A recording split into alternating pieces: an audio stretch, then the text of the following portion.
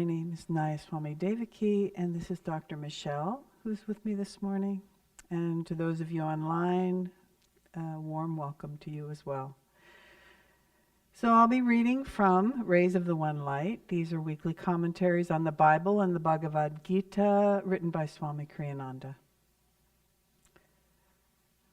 And this week is How Democratic is Truth? Truth is one and eternal. Realize oneness with it in your deathless self within. The following commentary is based on the teachings of Paramhansa Yogananda. We live in an age when people assume that knowledge should be available equally to all. In matters susceptible of judgment by normal common sense, however, everyone knows there are exceptions. Access to a control room for intercontinental missiles is limited by universal consent to a very few. Access to the controls of a passenger airliner is limited to those with the necessary knowledge for operating them, and also to those with the proper authorization. If people don't see the disadvantages of making more subtle knowledge universally available, it is only because they are ignorant of the risks involved. In the case of subtle knowledge, the main disadvantage in making it universally available is the harm it might do to one who isn't ready for it and who might even mock it. True, by mocking truth, he might undermine the faith of a few truth seekers. But then such tests can also be beneficial as a means of strengthening faith. Again, true, the clever doubter's misrepresentation of those truths may dissuade a few seekers from following the spiritual path. But if a seeker really is sincere, he will recognize the truth eventually because it resonates with his own being. No, the greatest problem accrues to the shallow doubter himself. To give him an opportunity to affirm his ignorance might only estrange him even more from the truth, delaying the time when he will turn, as all people must, eventually to the light. Thus, the scriptures advise not secrecy, but discretion in the sharing of truth. Jesus Christ says in the Gospel of St. Matthew, chapter 7, "Give not that which is holy unto dogs, neither cast ye pearls before swine, lest they trample them under their feet and turn again and rend you." And Sri Krishna says, the 18th chapter of the Bhagavad Gita, "Never speak of these truths to one who is without self-control or devotion, who renders no service, who does not care to hear, or who speaks ill of me." And thus, through Holy Scripture, God has spoken to mankind. Om,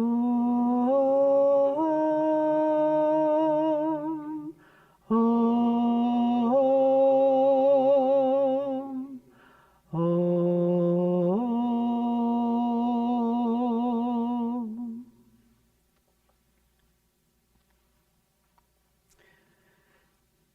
So we all are probably familiar with the phrase, "Do not cast your pearls before swine." And I'm sure many of you have experienced this, at least I know I have, especially when you first get on the path. You're so excited and enthused that you feel you could share it with everyone. And either people sometimes mock you, or they laugh at you, or they are indifferent, or they ignore you completely. And so Swami takes it one step further, and he talks about why you shouldn't do this. It's because when you prematurely expose certain truths to someone, it can only sometimes deepen their ignorance. When they shut it out, they may not be able to come back to it for many, many years later, or for many, many lifetimes later. And Swami himself said he often waited for many years sometimes before he would explain to someone or drop the bomb on them about something that they might need to change. And so let's step back and take that one step further and look at it in relation to God and us. and our own ability to see truth, and the timing that comes. Because God does not just dump it all on us at once, in case you're wondering. But He takes time. When we're ready, when we're of a presence of mind, when we're receptive, God slowly begins to reveal the truth to us.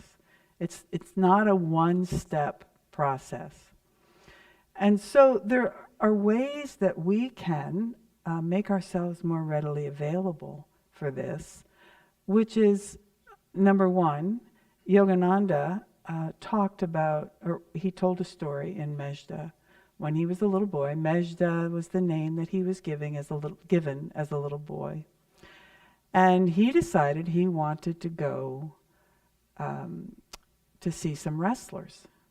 And his mother and father, of course, being very deeply spiritual individuals and protective of their young son, said, no, you cannot go. Well, Yogananda decided that what he would do is he'd wall himself off into his father's room, and he locked it from the inside so that no one could get in. His father couldn't get in to get his clothes, to go to work. He had to miss certain appointments. And Yogananda himself skipped meals because he would not allow anyone in. He would not talk with anyone until they finally consented to let him go. So he literally was in there for 24 hours. And then finally his family, he opened, they consented, he opened the door, he came out, and they, of course, chastised him, criticized him. But the point of the story is the depth of commitment that Yogananda at such a young age displayed. How amazingly strong-willed and fixed, someone who contained fixity of purpose and such conviction, even though it was for wrestlers. But just imagine, he transferred that into his relationship with God. So that's one thing that we strive for. It's not always something that we accomplish, but we strive for that. We strive for that fixity of purpose, that definition of purpose, that a one-pointed, single-minded direction towards God. Another thing is we have got to, there's a gymnast, I don't know how many of you have been watching the Olympics, but I've been watching the gymnasts, and there was a man, his name was, I want to get his name right because it's only fair to him, but I don't know. Well, he's known as, Stephen Nadorsik, who is an American, and he won the bronze medal for the pommel horse. And he was extraordinary to watch him, really. And he said that before he went on to compete that day, he didn't watch any of the other Olympians as they performed their feats. He didn't watch any of the scores. He just went for the horse, he did his thing, and he ended up winning the bronze. And he's known as the pommel horse guy on the internet. But the point being that he didn't compare himself to anyone. And I think one of the biggest downfalls for most of us, and I think it's actually a satanic expression, is our comparison to each other. We should not be doing that unless it's in the spirit of inspiration, unless it's in the spirit of someone being able to elevate you. But it's all around us now. This notion of comparing yourself to others. We need to stay focused, and his ability to stay focused and not focus on everyone else around him was his strength. That's what took him to win the bronze medal. So indifference, as the reading suggested, is another aspect, because concentration takes away all form of indifference. And when you see someone like Swami Kriyananda, there was no indifference in him in any respect. He was fully concentrated, fully present when it came to building Ananda, and look at what it grew into. Master was the same way. You never, ever heard a speech from Master where he was not 100% present and not indifferent. Not indifferent to what was around him. He said that God doesn't mind our mistakes. He minds our indifference. How easy it is to fall into complacency, how easy it is to fall into apathy, and to push things aside that others might say to you, and just, blow it off like, oh, I've heard that before. This is important for all of us to stay present and to listen, because Swami said that he would sometimes listen to someone that was the most idiotic who came into his aura, because he said sometimes there was a gem in there that God was offering to him. And when we believe that all comes from God, how can we be indifferent? How can we be indifferent to any of it? And the other thing is receptivity. Like the fire ceremony this morning when I talked about the receptivity, well, the heart needs to stay receptive. And what closes the heart? Hatred, anger, guilt, apathy, and resentment. So we need to clear all of these things from our heart. And of course, the biggest tool that we have is through meditation. But the other tool that we have is the attunement to the Guru. And Master said, one who loves God can never take pleasure in being a teacher. He knows that God is the only Guru. There's another Olympian whose father said to him, if you are referring back to being the swinee and not the swine, you are teaching or not teaching, but you're helping someone perhaps understand something. He said to his son, don't tell them how great you are. Show them. And that's the best thing that we can do for each other, is to share our light, our vibration with each other. And the words, yes, sometimes the words are appropriate, but oftentimes they get in the way. But just reminding yourself that God is the Guru. And that's what Master did. He didn't consider himself a teacher. Swami, I think that's one of the reasons that Swami Kriyananda was as peaceful as he was, because I don't think he second-guessed himself all the time. Because I think he believed that God was indeed in charge. It wasn't him that was in charge. And so I just want to end with some things that Master said about the Guru.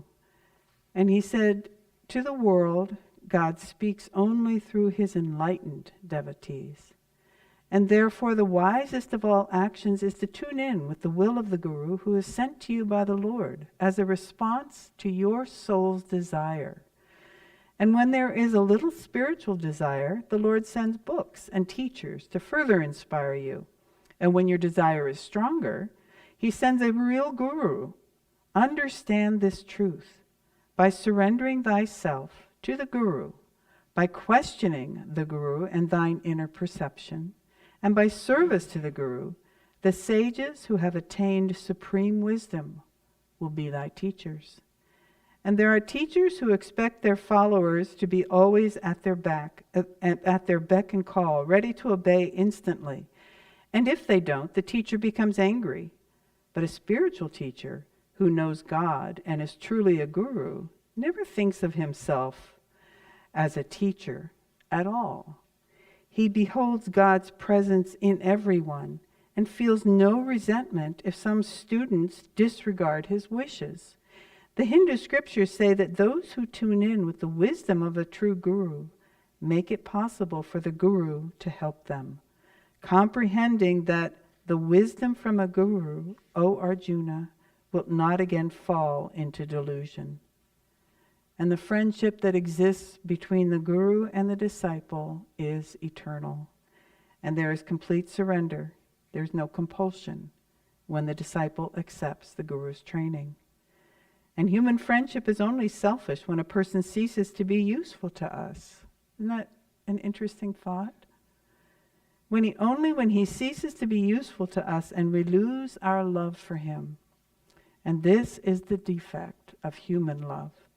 In friendship that is divine, love that is divine, not conditioned by material forms but by spiritual law, there is a consciousness of mutual responsibility.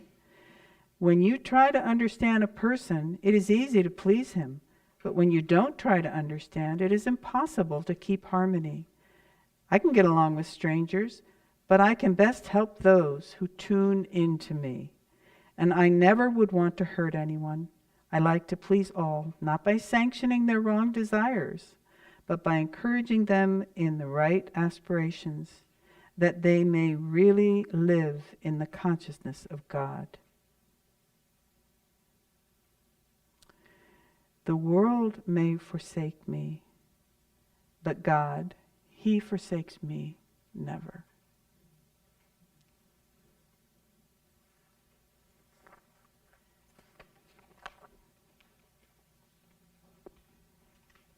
Thank you, Devaki.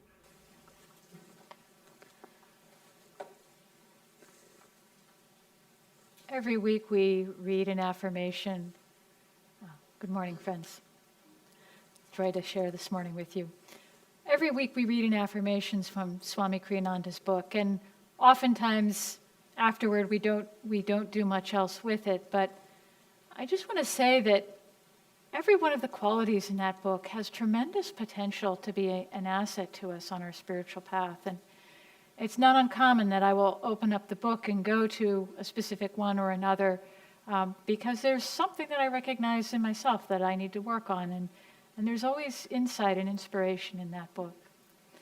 And I felt in preparing for this morning particularly moved to talk about concentration, and particularly because I've been tuning into it a lot in my own life, and particularly feeling the last couple of months like I was struggling more than usual with concentration in my meditation practice. So I want to share some thoughts on that topic. And Yogananda really talked a lot and put a lot of emphasis on the importance of concentration. The very first meditation technique that he taught everyone was the Hong Sa technique of concentration. The energization exercises that many of us do, the prayer that precedes it, has the word concentration in it. In many of his lessons and other writings and talks, Yogananda mentions the word concentration. He said that concentration is the power to focus the mind on any desired line of thought. And then he went on to say that meditation is concentration used only to know God.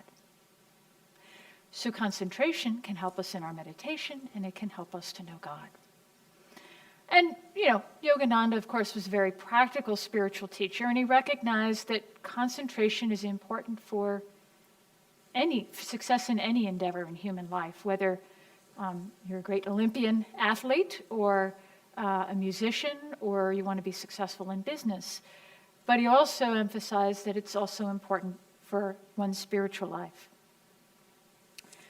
Now, show of hands. How many of you think that concentration is a predominantly or purely mental activity or intellectual activity?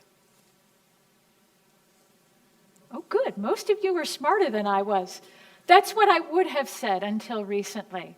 But tuning into this quality more, I've realized that it's much more than that. And when we make concentration only mental, when we make it effortful, that's when we get into trouble, particularly in our meditation practice. And I'll talk more about that in a bit. But as our affirmation said, concentration means more than mental effort. It means channeling your heart's feelings, your faith, and your deep aspiration into whatever you're doing. And so for myself, I've begun thinking about concentration as really directing my full attention, energy, and my heart's feelings toward a particular goal or object.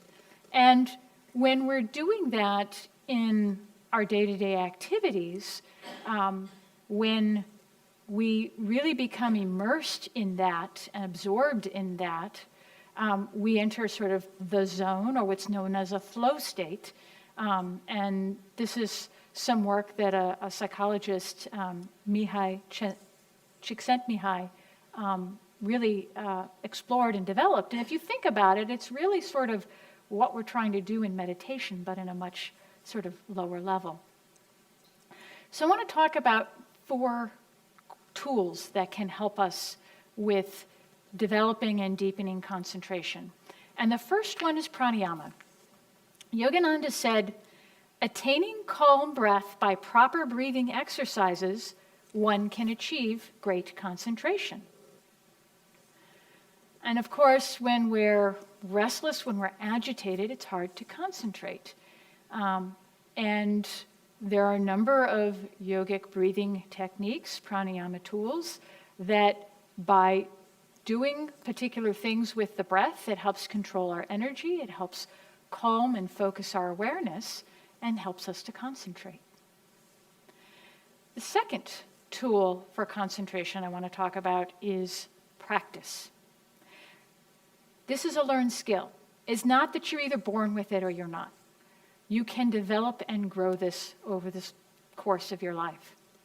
Yogananda, in his affirmation for psychological success, says, I command thee, O attention, to come and practice concentration on things I do, on works I do. So it's by bringing our attention and our awareness and really focusing on what we're doing in the moment in our daily activities that we can begin to grow and develop this skill. Willingness, another very important tool.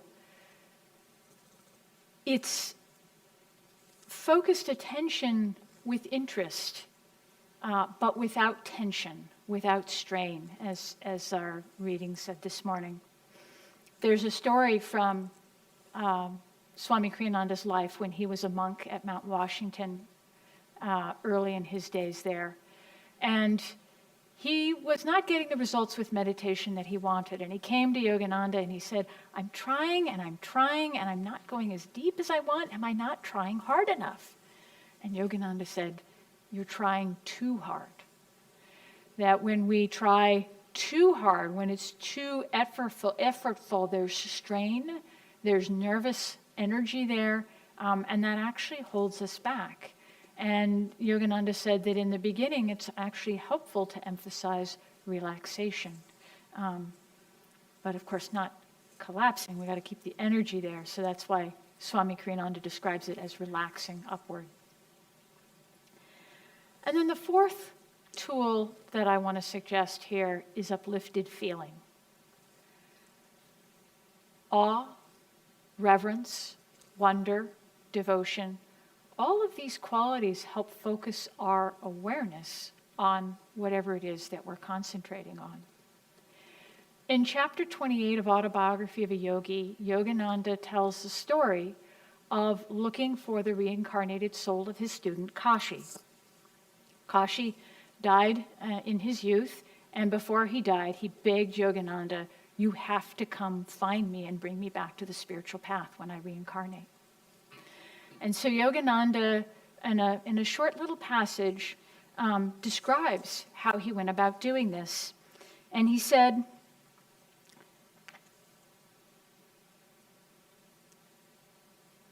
using a secret yoga technique, I broadcasted my love to Kashi's soul through the microphone of the spiritual eye. I hope to receive response from him in the concentration-tuned radio of my heart. Isn't that beautiful? The concentration-tuned radio of my heart. So we have to bring the heart's feelings into this if we really want to go deep in our concentration. In my work teaching meditation in medical settings to patients, it's very common for people to come to me and say, I can't meditate, my mind wanders all over the place. And I say, your mind wandering does not mean you can't meditate, it just means you're human. And this is true, because there's a set of regions of the brain that are activated when the mind is wandering. It's called the default mode network. That's what scientists have called it. And this is the part of the brain that's activated when we're not attending to the present moment. It's the part of the brain that's active when we're daydreaming, when we're worrying about the past or the future, or when we're focused on ourselves. And so we're very practiced at using these areas of the brain. That's why we call it the default mode network.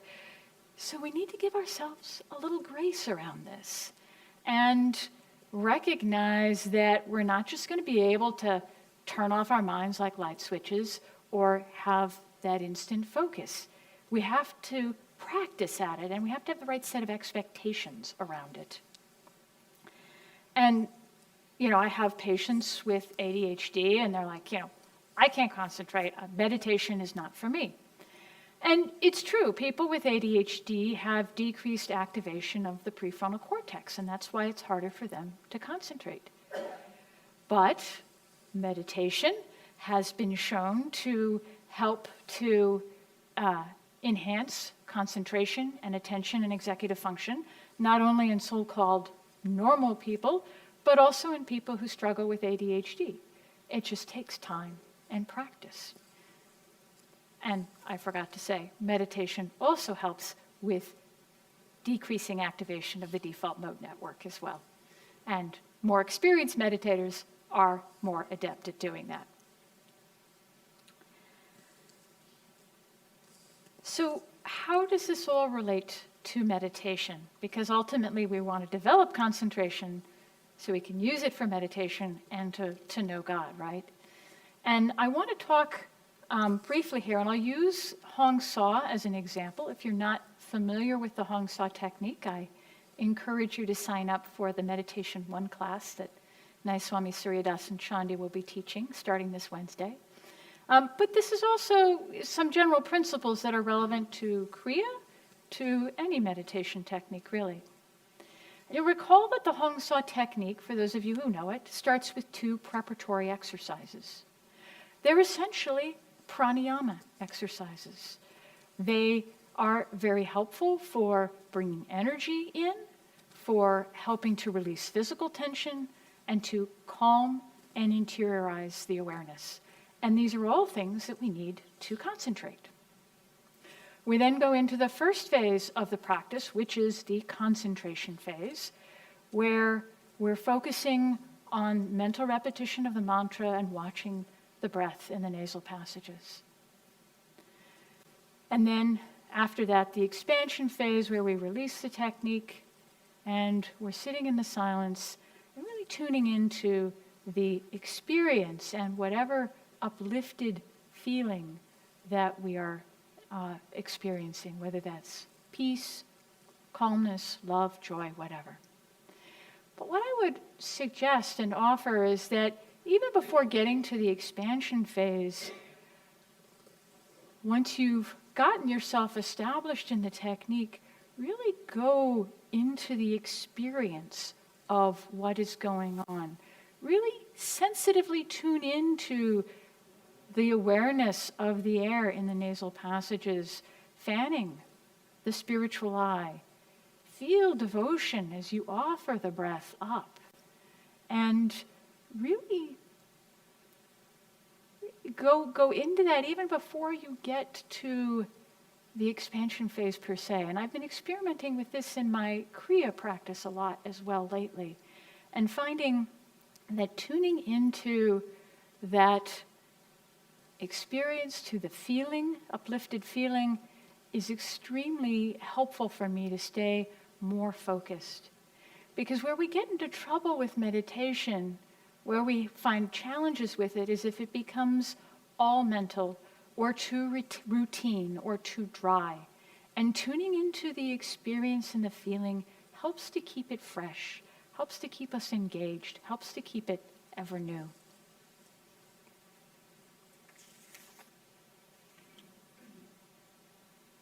So in closing, I want to finish just connecting some dots, and I think Devaki sort of already did this, but how does concentration relate to not throwing pearls before swine.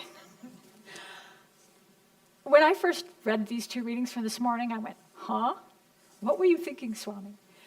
But after I concentrated on concentration, it became much clearer to me.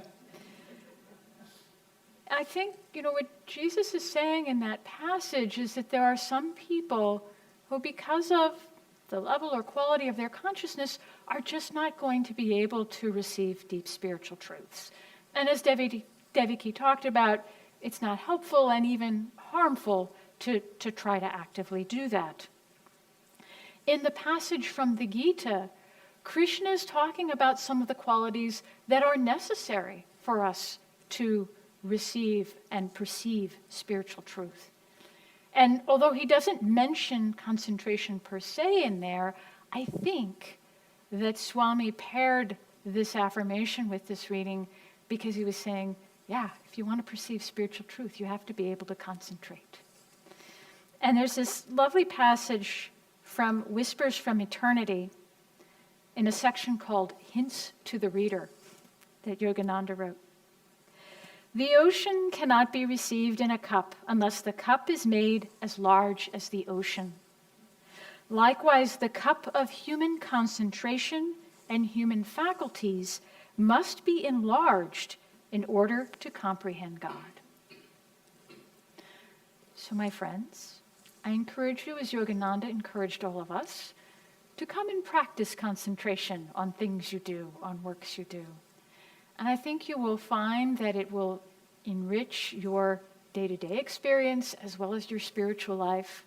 It'll help you to go deeper in meditation and ultimately to know God. Bless you.